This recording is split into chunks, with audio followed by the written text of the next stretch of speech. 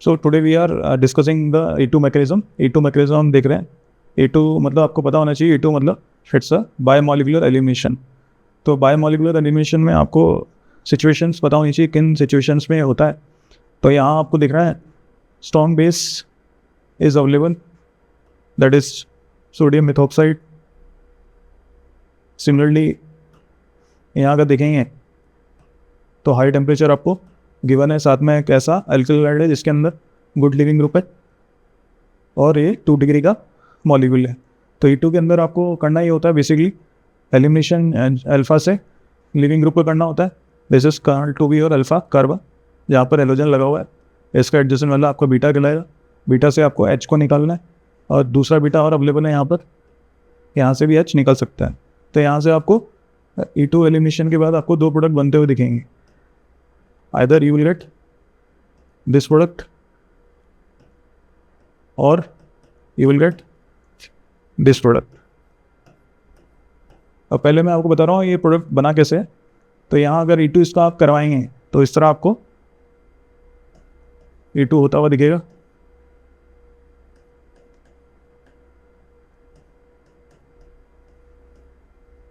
Strong base जो है वो H को डीप्रोटोनेट कर रहा है, H को निकाल रहा है इस तरह लाइक दिस. और यहाँ से आपको ट्रांजिशन स्टेट का फॉर्मेशन होता हुआ दिखेगा लाइक दिस. ट्रांजिशन स्टेट मतलब ऐसा स्टेट जिसमें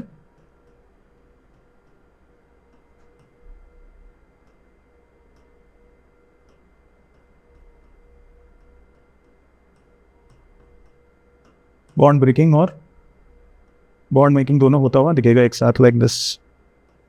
इसको अगर आप इस तरह दिखा सकते हैं लाइक दिस.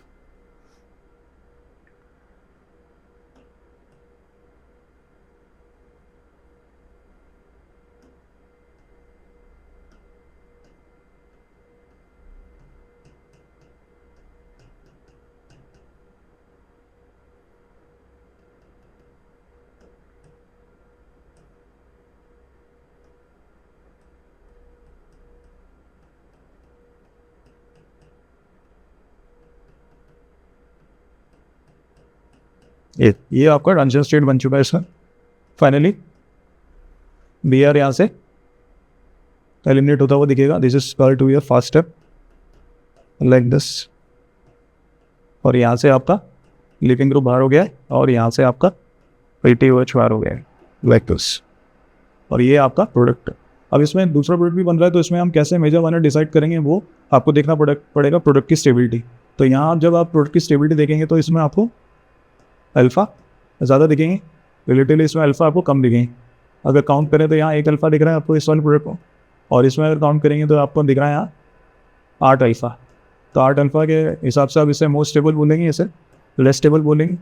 मोर स्टेबल इसलिए क्योंकि it is having more hyper conjugating structures, so इसकी स्टेबिलिटी ज़्यादा है. तो ये आपको कहलाएगा मेजर और ये कहलाएगा माइनर.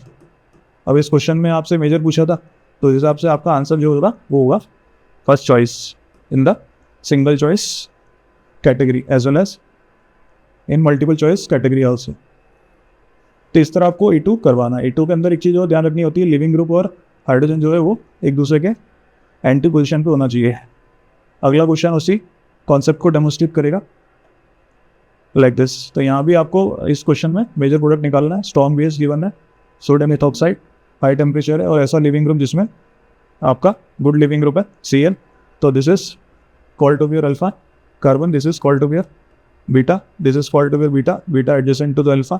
यहाँ H को देखेंगे तो H जो होगा वो बिलो द प्लेन होगा, यहाँ H देखेंगे तो अबव द प्लेन होगा. तो यहाँ जब E2 आप चेक करेंगे तो E2 इस वाले सिचुएशन में चलेगा because these two are anti with respect to each other.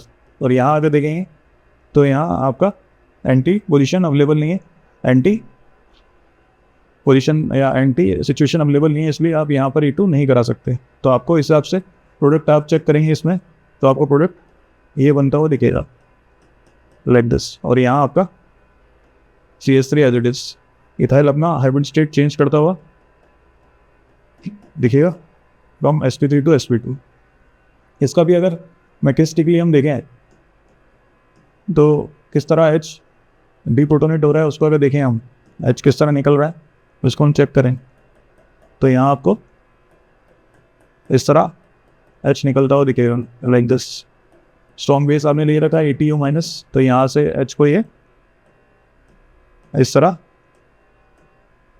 निकाल लेगा ETOH और Cl माइनस दाग, और ये आपका आ जाएगा your end product like this. तो इस तरह आपको यहाँ अगर ऑप्शन देखेंगे तो you will get the second choice as the answer in the E2। तो this is what your E2 elimination, bimolecular elimination.